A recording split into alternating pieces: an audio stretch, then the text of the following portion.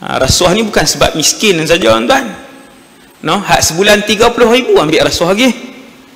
No, dan rasuah dia bukan 600 lah. Bukan 600, bukan 1,200 kan. Yang sebulan puluh ribu, rasuah dia pun jutaan. Jutaan ni bukan contoh lah. Berlaku, berlaku.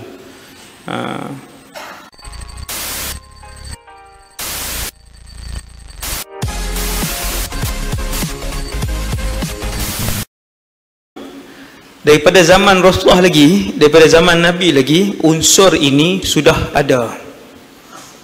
Bila sahabat pi kutip jizyah ataupun pi kutip zakat, ada Yahudi dia bagi tambah pula daripada amount zakat tu, bukan zakat, amount jizyah tu dia tambah sikit pula. Kenapa? Supaya sahabat yang datang tu kurangkan jumlah jizyah hak dia nak main kutip dalam kampung tu. Maka sahabat tolak. Sahabat kata, Rasul kami tak benarkan pemberian ini. Dan dalam agama Yahudi pun tak boleh juga. Tuan, dalam agama Yahudi, agama Kristian pun mengharamkan zina. Agama Yahudi dan Kristian mengharamkan riba. Agama Yahudi dan Kristian kena solat. Agama Yahudi dan Kristian sama aja mengharamkan rasuah. Kan, benda tu ada, bahkan juga sebahagiannya termaktub dalam kitab Taurat dan juga Injil.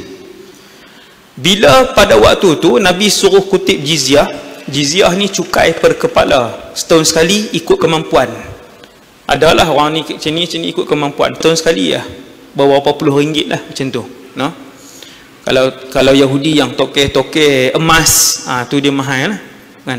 Ada cukai itu dalam Islam yang dikenakan kepada orang yang bukan Islam, yang bernaung di bawah kerajaan Islam, kafir zimmi. Ada jizyah. Bila sahabat pergi kutip, dia pricing siap-siap pula seketui, dia bagilah kan.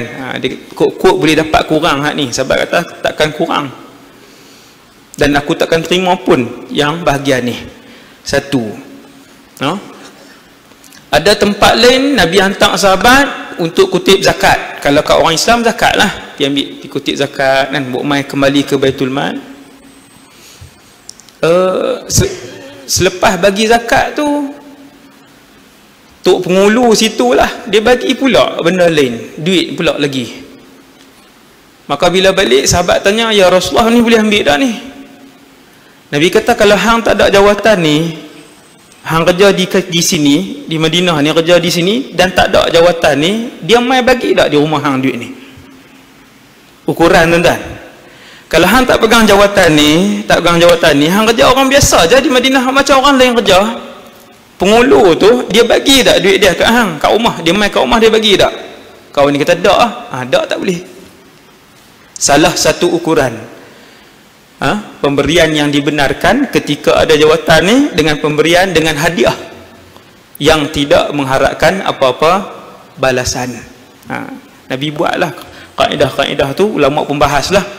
Semua hadis yang bercakap tentang suapan, pemberian, hadiah, rasuah, ulama himpun buat keluar kan.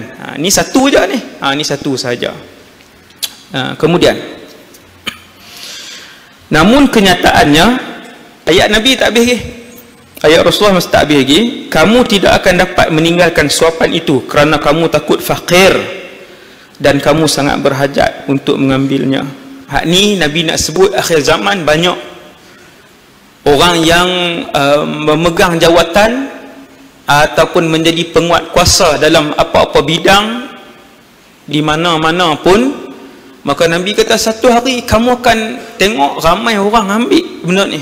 Orang akan ambil sebab dia takut fakir, dia berasa tak cukup, gaji dia cukup dah kan, 1,500, 2,000, 2,500, 3,000 kan, 4,000, tapi sebab berasa tak cukup dan nak hidup mewah macam orang lain yang dia tengok di atas, maka dia pun ambil rasuah tersebut. Rasuah ni bukan sebab miskin saja tuan.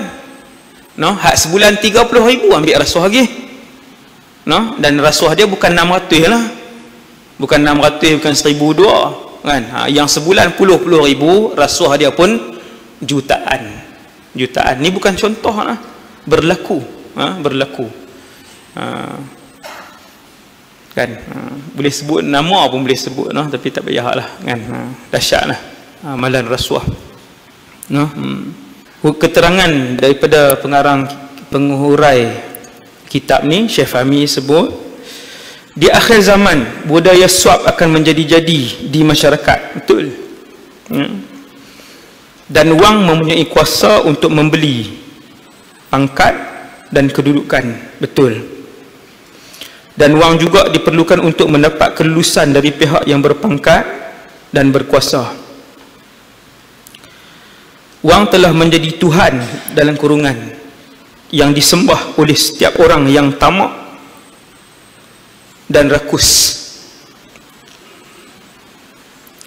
Dalam keadaan yang demikian, orang sudah tidak malu dari orang lain dan hilanglah rasa hormat menghormati. Pegawai ni daripada kecil, daripada yang bergaji 900 sampailah yang bergaji 70,000, 60,000, semua minta. Bukan semua orang, bukan semua pegawai itu minta, maksudnya semua level. Saya nak beritahu ni, daripada hak gaji 900, 1,500 ni, sampailah hak gaji puluh ribu minta.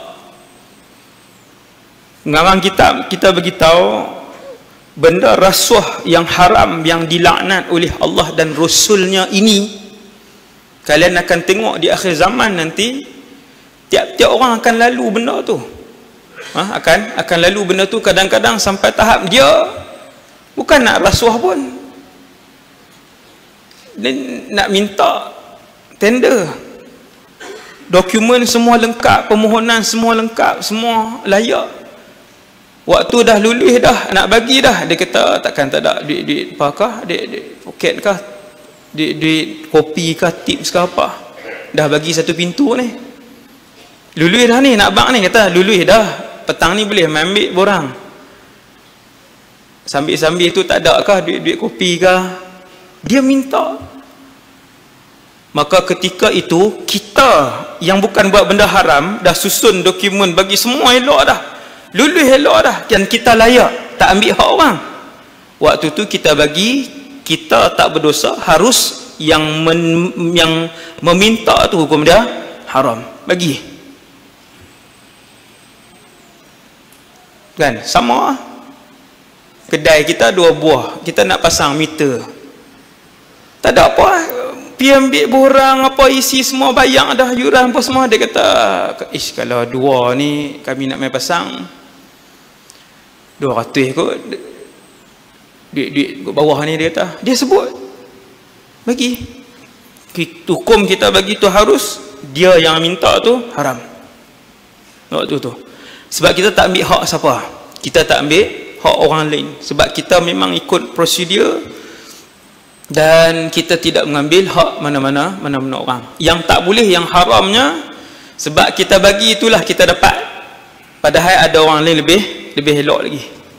Pasal apa orang lain hak lagi elok tu tak dapat? Pasal kita bagi. Waktu tu ambil hak orang, waktu tu yang bagi kena laknat, yang ambil pun kena laknat. Kaedah tuan-tuan. Yang penting dapat wang, maka musnahlah akhlak dan runtuhlah segala budi, dan wujudlah yang wujud hanyalah kezaliman dan penindasan dari setiap lapisan terhadap lapisan yang memerlukannya. Okey, habis. Tengok hadis ke-12.